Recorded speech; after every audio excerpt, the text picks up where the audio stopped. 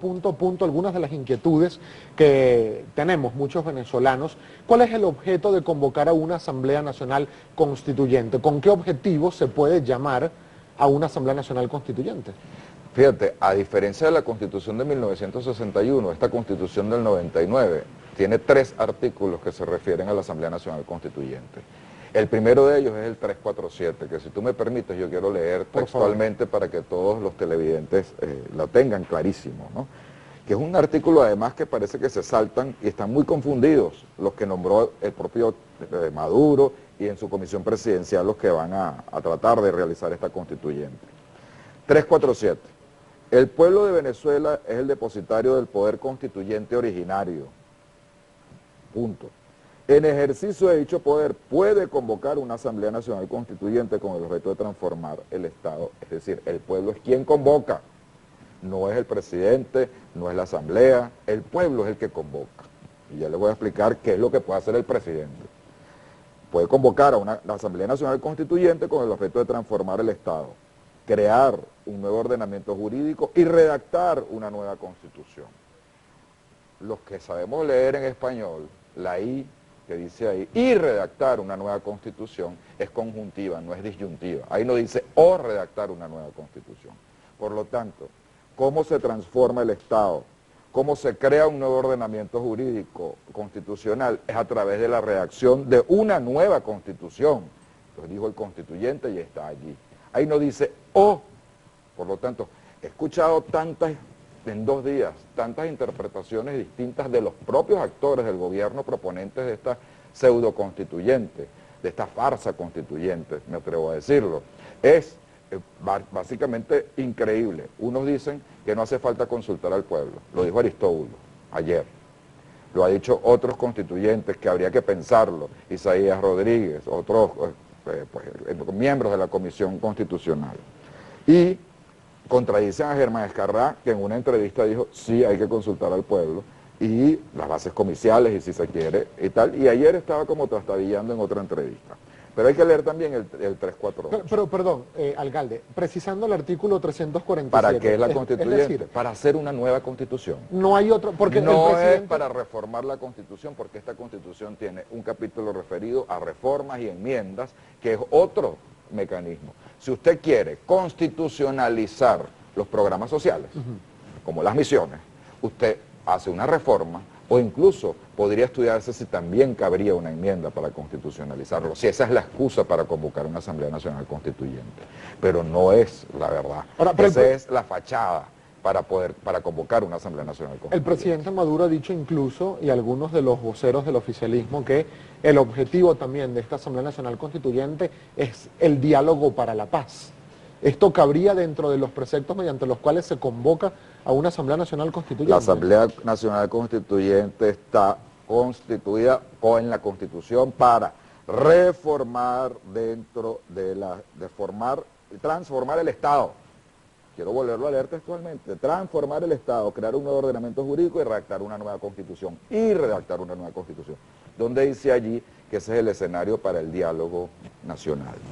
¿Dónde dice allí que ese es el escenario para ponernos de acuerdo en cómo salir de la crisis? Una constituyente no es la panacea para que aquí vuelva alimentos a los abastos, aquí para que se controle la inflación, para que haya medicinas. Aquí lo que hay es que cambiar de gobierno, que es una cosa muy distinta. Ahora, y de modelo de gobierno. La Constitución no tiene la culpa de que no se haya cumplido la Constitución. El artículo 348, sin embargo, también establece la potestad de quienes pueden viabilizar esta convocatoria de Asamblea Nacional a los consejos municipales y al 15% de los electores.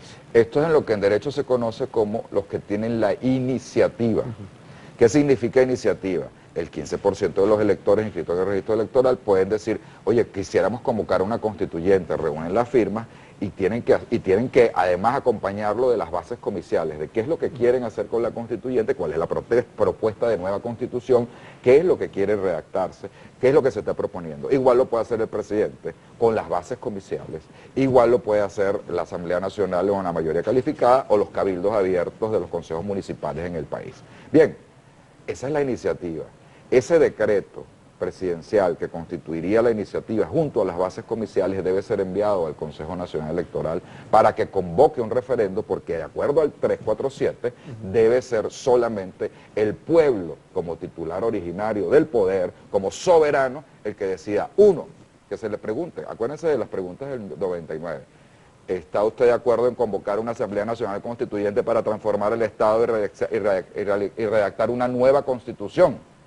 Era más o menos casi que textual así. ¿Sí o no? Respuesta ¿Sí cerrada. o no? Segunda, ¿usted está de acuerdo con que los constituyentes se eligen de esta y esta manera, etcétera, etcétera, todas las bases comiciales? Y usted decía, ¿sí o no? Y en ese caso, el pueblo, titular originario, decidió sí, íbamos a una constituyente y se fue a una constituyente. Ahora, en este caso, alcalde, ahora, por ejemplo, el presidente antes Nicolás... no existía el 347, se basaron en el artículo 4 de la Constitución, que la soberanía reside en el pueblo para meterlo. Ahora el 347 le está diciendo clarito que es el pueblo el que convoca, no es el presidente. Pero ahora, el presidente tiene la iniciativa, pero tiene que preguntarle al pueblo. Hay algunos voceros del oficialismo, alcalde, que han interpretado que con la redacción del artículo 348 no haría falta la consulta popular para ir o no a la Asamblea Nacional Constituyente, sino luego para aprobar lo que allí se decida, sino que la convocatoria, ya por la iniciativa del presidente de la República en Consejo de Ministros, se daría por aprobada. Los que son abogados deben tener un gran conflicto de conciencia dentro del chavismo, dentro del madurismo, por decirlo así, porque creo que muchísima gente del chavismo no quiere cambiar la Constitución de Chávez. Deben tener un gran conflicto de conciencia. Y se lo noto a Escarrá que no haya como decir que no hay que consultar, y lo tuvo que decir, a Germán Escarrá. Ahora, hay otros que simplemente se les olvidó el derecho y no se acuerdan lo que significa iniciativa y lo que significa consulta. El 348 habla de iniciativa, es decir, quien origina el proceso, pero eso no le excuda ni lo excusa de tener la obligatoriedad de consultar al pueblo, porque quien convoca es el pueblo conforme al 347, y un artículo no puede leerse separado del otro. Son tres artículos que están coordinados, y además, si usted va a las actas de la Constituyente, de la Asamblea Nacional Constituyente, así lo expuso Escarrá. Así lo expuso Escarrá para justificar el artículo 347 y 348.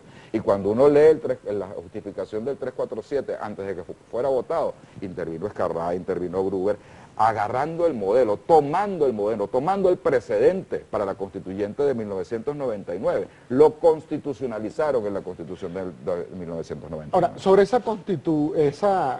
la constitución de lo que sería esa Asamblea Nacional Constituyente, alcalde, el presidente Nicolás Maduro esbozó una idea que todavía no se ha profundizado. Él hablaba de que podría tener aproximadamente 500 constituyentes, de los cuales 250 serían elegidos por la base sectorial, por algunos sectores, amas de casa, trabajadores, comunidad sexodiversa, etcétera, personas con alguna discapacidad, y otros 250 de una circunscripción municipalizada. Explicaba el presidente Nicolás Maduro. Eso se debe incluir en las bases comiciales de la convocatoria. ¿Cómo sería esos constituyentes sectorizados y los municipalizados? Están en este momento comenzando a esbozar esas bases, y eso es precisamente las bases comiciales. Eso que ha dicho el presidente de la República, eso que han defendido en las dos ideas, y las voy a tratar de desarrollar ahorita, son un fraude constitucional y están en contra de los principios fundamentales de la Constitución. La mitad de los constituyentes electos de manera sectorial hace a la constituyente y a los constituyentistas estamentarios, excluyentes, discriminatorios, porque elimina, aunque lo digan ahora, la universalidad del voto. En primer lugar, usted no por pertenecer a un sector tiene más derechos que el que pertenece a otro. ¿Quién determina que, por ejemplo, el gremio de periodistas debe tener más representantes que el gremio de farmacéuticos, o que el gremio de técnicos de no sé cuánto, o los obreros, o los sindicalistas? ¿Cuáles sindicatos va a reconocer esta asamblea? ¿Los que reconoce el gobierno o todos los sindicatos del país que no han podido tener ni elecciones durante 10 años? ¿Cuáles gremios, cuáles profesionales, universidades? Por ejemplo, ¿solamente las bolivarianas o las universidades autónomas? Esta exclusión es inconstitucional. Un voto, un venezolano, un voto. Nosotros también ya he explicado lo del tema sectorizado, que de acuerdo a su apreciación viola la Constitución Nacional, ese principio. ¿Qué pasaría entonces con esas llamadas circunscripciones municipalizadas, como habló el presidente Sí, Maduro? hasta ahora no lo han dicho, pero por los precedentes que hemos vivido, puede ser que ya un venezolano no sea un voto. Por ejemplo, que tenga más representación municipios pequeños que municipios mayormente poblados. Al municipalizar, entonces usted tiene, por ejemplo, vamos a poner un ejemplo zuliano, que tenga mucho más representación el municipio de San Francisco, que ellos creen controlar, que el municipio de Maracaibo, que tiene muchísimos más electores, que es el municipio que tiene más electores del país, casi 1 millón de electores. Entonces fíjate la contradicción. Si usted iguala un municipio pequeño a un municipio grande en el número de representantes a esa constituyente, el voto del municipio grande va a ser menor o vale menos que el ciudadano que vive en un municipio pequeño. Sería como una sobrerepresentación. Una sobrerepresentación en los pequeños y en aquellos que ellos puedan controlar, lo cual viola también el principio de la universalidad y de que cada venezolano inscrito en el registro electoral, mayor de edad y no inhabilitado de sus derechos políticos, vale lo mismo, donde quiera que esté en el territorio nacional. Entonces, eso también es inconstitucional. Usted tiene que respetar que la universalidad del cuerpo electoral se exprese a través de la elección de esos constituyentes en caso de que se aprobaran esas bases después de un referendo aprobatorio de esas bases comiciales. El presidente Nicolás Maduro hablaba anoche y él explicaba y decía en esta reunión con la Comisión Presidencial para la Asamblea Nacional Constituyente, bueno, él decía que todos los sectores van a ser consultados a partir del día de ayer, incluso para las bases comiciales de la Constitución que él va a enviar en los próximos días al Consejo Nacional Electoral, y además aseguró que va a respetar el principio del voto universal, directo y secreto. Con esto que está señalando, en la sectorización y la municipalización, no está respetando la universalidad del voto, así lo diga. Está siendo discriminatorio en la propuesta de esas bases comiciales, así diga que no. Y está interfiriendo en la pluralidad política y la pluriculturalidad que existe en la Constitución como principios fundamentales. Además, yo he escuchado cosas muy peligrosas en este sentido. Por ejemplo, anoche escuché a Germán Escarrá decir en un programa en Venezolana de Televisión que podría variarse todo lo que se redactó en la Constitución sobre los estados de excepción. Es decir, qué derechos se pueden suprimir, cuáles no. Incluso, lo dijo la fiscal en una declaración, y creo que es una respuesta a la fiscal general de la República, que el debido proceso es inviolable, incluso, de acuerdo a esta Constitución, bajo estado de excepción. Ahí me llama la atención una cosa muy importante. Chávez nunca decretó un estado de excepción. Siempre estuvo opuesto a la decretarse estado de excepción, y tuvo motivos, porque el paro petrolero era como para que un presidente declarara un estado de excepción. Maduro no solamente lo ha decretado, sino que ha violado el control parlamentario, que por cierto también Escarrá dijo que había que quitar esos controles, excesivos controles que podía tener los estados de excepción. Señor, cuando usted hace que los derechos constitucionales sean minimizados y le da poderes extraordinarios al Ejecutivo Nacional, tiene que tener controles en un país civilizado de cuáles son las funciones que puede realizar para que no haya excesos, para que no haya abuso de poder contra los ciudadanos. Eso es lo que protege los estados de excepción aquí, y eso lo quiere modificar. Ahora, alcalde, ya ahora quizá teniendo presente toda la discusión constitucional, lo que establece la Carta Magna venezolana, ahora hablando quizás de las intenciones políticas, ¿qué va a hacer la Mesa de la Unidad Democrática respecto de este tema si todo esto avanza y efectivamente se llega a convocar la Asamblea Nacional Constituyente y la elección de los constituyentes representantes de sectores o de municipios a esta asamblea? ¿Participarían o no participarían? En un fraude constitucional no se puede participar. Yo no hablo por toda la unidad, estoy hablando como Gerardo Olay. Yo creo que no se debe participar en un fraude constitucional, un fraude que excluye, un fraude que quiere modificar la Constitución, pero dicen no vamos a tocar la Constitución. Una forma para llegar a esta, si se viola además la obligatoriedad de consultar al pueblo soberano sobre esas bases comiciales y la necesidad de llamar a una constituyente, y se hace directo en una elección de constituyentistas, es absolutamente violatorio del 347 y ahí no puede participarse en un fraude constitucional. Todo lo que salga de una Asamblea Nacional Constituyente que está en fraude a la Constitución y en fraude a la soberanía del pueblo venezolano es nulo. esa nueva constitución o esa reforma de esta constitución por un mecanismo inconstitucional es nulo. Hay voceros del gobierno que dicen que la oposición entra en contradicción porque hasta hace unos meses y un par de años decían que una Asamblea Nacional Constituyente era una de las salidas a la crisis política que había en el país, entonces como ahora se niegan a la misma. Hubo un partido político de oposición que tuvo esa bandera y algunos otros dijimos no es la solución. Y lo repito hoy en día, yo creo que al menos Gerardo Blay es coherente en toda su historia hablando de derecho y hablando de política. Yo he dicho siempre, el problema de la Constitución del 99 no es la Constitución, es que no se ha dejado que se prueben sus instituciones, se han colonizado las instituciones, ha perdido la autonomía cada uno de los poderes públicos que ahí está señalado y se ha subvertido el orden constitucional, se ha roto el orden constitucional a través de poderes que están allí para enclavar y hegemonizar el poder ejecutivo nacional.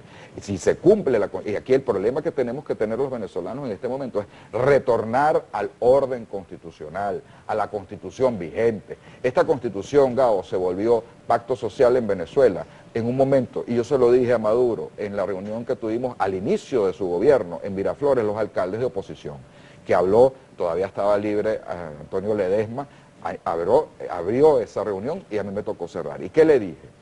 En 1999 ustedes quisieron aprobar esta constitución y muchos de nosotros dijimos no nos gusta la constitución, pero fuimos a un referendo y el pueblo los apoyó a ustedes y aprobó la constitución en diciembre de 1999. Muchos de los que no aceptamos esa constitución la aceptamos en ese momento, pero otros que se rebelaron contra ellas cuando se quiso reformar la constitución en un tercio, entonces defendimos su vigencia. En ese momento, cuando se defendió su vigencia, en contra de aquellos que la quisieron reformar en un tercio e instaurar un Estado comunal, en ese momento se volvió el pacto social de los venezolanos. Y al volverse el pacto social de unos y otros, todos estamos obligados a respetarlo. ¿Qué pasa? Que ahora no les sirve. Es un traje que les incomoda, que les queda pequeño, porque no pueden gobernar como quisieran gobernar, sin parlamentos, sin instituciones, con una cosa muy parecida a los soviets de la Unión Soviética, la extinta Unión Soviética. Cuidado, porque es muy peligroso que vayamos a una constituyente que tiene poderes, suprapoderes, para cambiar todo, para cambiar el Estado, para cambiar las reglas de juego. Y ellos no van a respetar ni siquiera la progresividad, porque ya lo han dicho, por ejemplo, en los estados de excepción. Usted no podría regresarse quitando el debido proceso cuando hay un estado de excepción. Y eso viola la progresividad. No lo van a respetar. Pueden suprimirle las competencias a la Asamblea Nacional y constitucionalizar las sentencias que han emitido el Tribunal Supremo de Justicia. Pueden suprimir a la Fiscal General de la República, que ahora les es incómoda, y llamar a elección de una nueva fiscal por propuesta del presidente de la República y aprobado por el Tribunal Supremo de Justicia sin pasar por la Asamblea, por ejemplo, entre tantas otras cosas. Lamentablemente el tiempo se nos agotó, alcalde, pero agradecido de que haya tenido la gentileza. Muchas gracias.